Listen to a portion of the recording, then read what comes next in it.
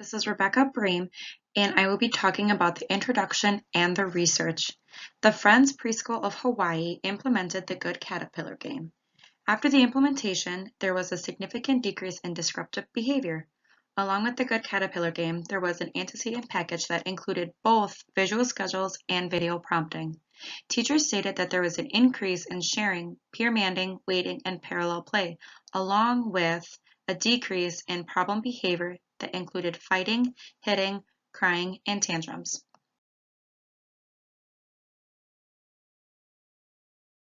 Mitchell et al. 2015 stated that numerous studies have been done since 1969 on the good behavior game across various age ranges. These age ranges ranged from preschoolers to adulthood. Mitchell et al. Used general education high schoolers during their study.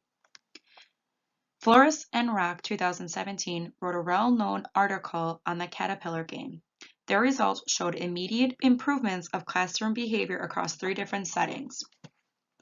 Neff et al. 2017 did a study that showed that video modeling was an effective way to teach reinforcement skills and prompting to children. Laquia et al. 2012 stated that results from a study using a visual schedule with a child with severe autism spectrum disorder showed a decrease in their challenging behavior.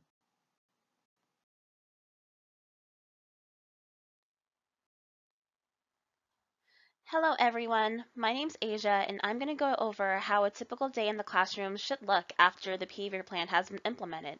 So let's get started.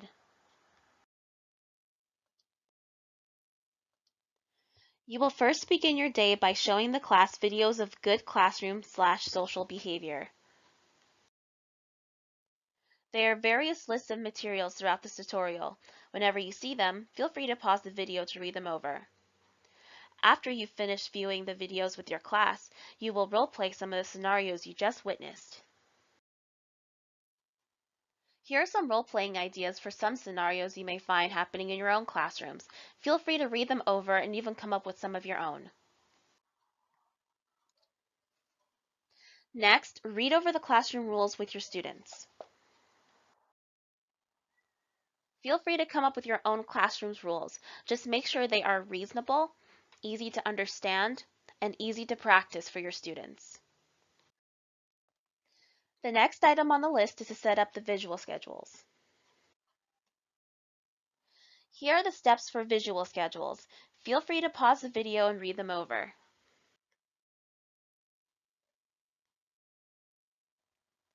Before the Good Caterpillar game officially begins, make sure you announce to the whole class that it in fact is starting.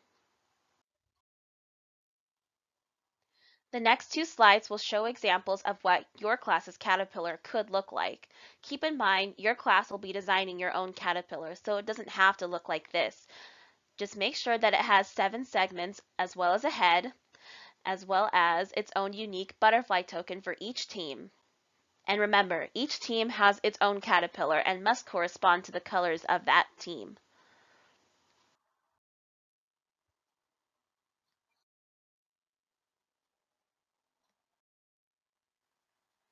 Once the game has already begun and all the children are playing in their respective stations, about every 3 minutes or so, look around to see if any individual on either of the teams is playing nicely and following the rules. If you see if someone is, announce it and be very specific with the behavior you are pointing out. Then show the class that you are moving the butterfly for that team, let's say the red team, up 1 segment. If you keep up that momentum, then eventually the butterfly will reach the head. Now that the red team's butterfly has made it all the way up to the caterpillar's head, everyone in the red team is able to choose a prize.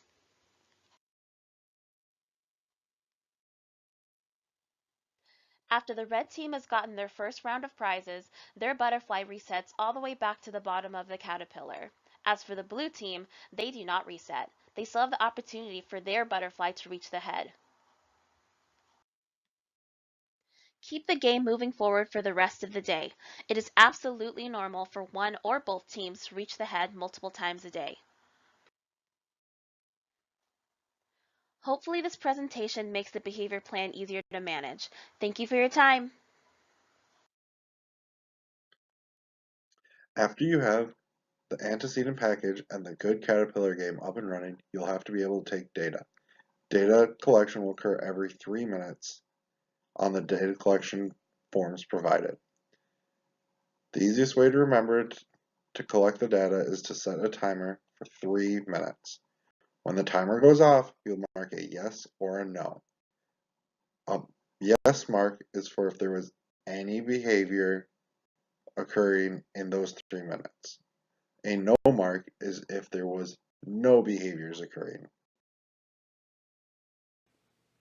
The intervention we are providing will meet your classroom needs by addressing tantrums and fighting over toys. We will be working towards goals of sharing, appropriately manding or requesting nicely, and play skills. The video that is going to be viewed before class is an important aspect because it is a clear example of appropriate play skills between peers. Students learn by watching others. Role-playing helps the children practice the appropriate play skills such as sharing, waiting, and being a good friend. When using the visual schedule, your students will be able to see where they are expected to be at any moment in time. This helps control the number of children that may be in a certain play area and hopes to reduce the amount of conflict among students. The Good Caterpillar game is meant to encourage good behavior and positive peer interactions in your classroom. This will help you recognize and applaud the appropriate behaviors. The game provides motivation for the students by dividing them into teams to compete with their good behavior to earn prizes faster.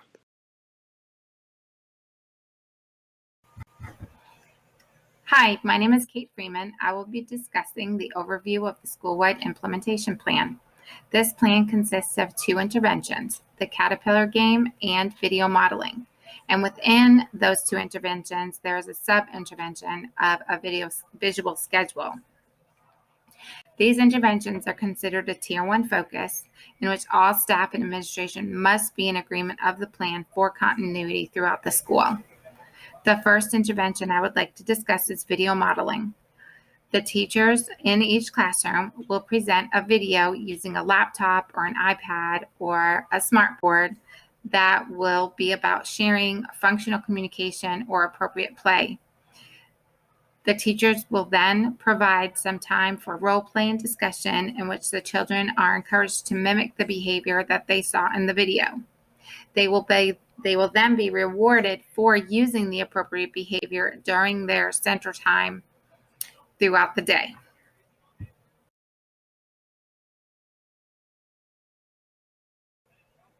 This is Kate Freeman. I'm continuing the discussion about the implementation plan.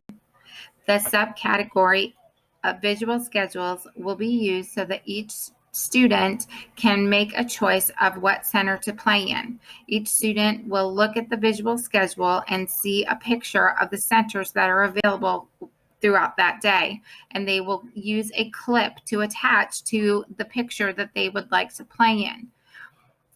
The strategy is that each center will only have an allowable limit. So for the block area, there may only be 4 available spaces, and this will limit the arguing that happens when children want to play with the same toy. Also, each center will have a time limit so that the students will have a chance to play in multiple centers throughout the day. The second intervention is the Caterpillar game, and the purpose of this is to promote healthy competition within each classroom. Caterpillar pictures will be hung on the wall, and each classroom will have 2, so their classroom would be separated into 2 groups. As the students make appropriate choices, show functional communication, play appropriately, a butterfly will be moved up the caterpillar's body. When the butterfly reaches the top, the team will be able to choose an appropriate reward, such as treasure box or a dance party at the end of the day.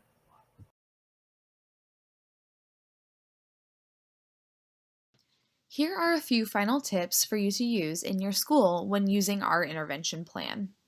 Using pivot praise can be a super helpful way to bring attention to the appropriate behaviors instead of bringing attention to the negative behaviors. When using this pivot praise, it can be really helpful to use behavior-specific praise instead of just saying, "Good job, good work." Make sure your students know why that is a good job. For example, you can say, "Hey, I love how you are sharing your toys," or "Nice work helping your friend clean up." Instead of just telling them good job, they will know exactly why they are doing a good job. Another tip for you guys in your school is to use the aids in your classroom to show an in-person model of the appropriate behavior. You can't always use the students to show, so sometimes you can show with the adults and the students can then model it during their play. A final tip for you guys to use is to make sure that you don't change the implementation just because you aren't seeing the behavior change right away. Sometimes it will take time, and keeping the intervention in place will help the students learn and build on these skills and continue on to change their behavior in a positive way. Good luck.